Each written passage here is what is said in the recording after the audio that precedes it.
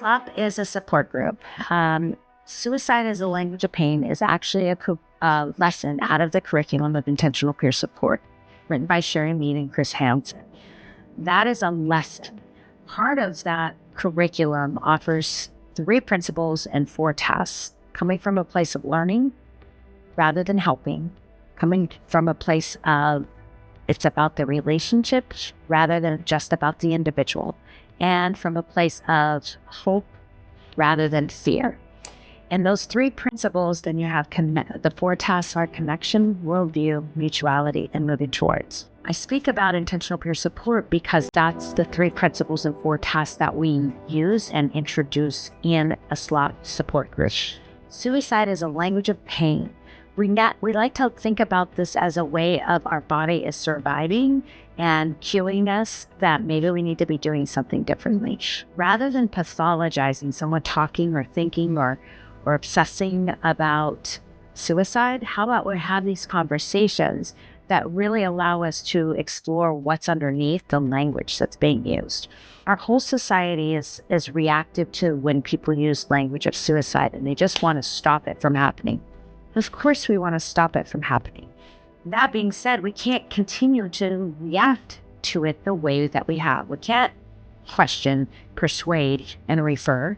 We need to have honest conversations and have dialogue around what does this mean to you and how long has it been like this for you? Has there ever been a time where you felt this way and something great happened and it changed your mind, or something great happened and you felt great for the next 2 years? Suicide as a Language of Pain is a 90-minute support group for survivors by survivors. And it doesn't mean that you've had to try to complete suicide. What it means is if you've thought about giving up, you've thought about dying, maybe you had somebody in your family complete suicide and now you're in a place of helplessness and hopelessness and you want to die by suicide because you feel so much pain. It's open to people who want to just talk about it without people around them reacting out of fear, but really responding with hope.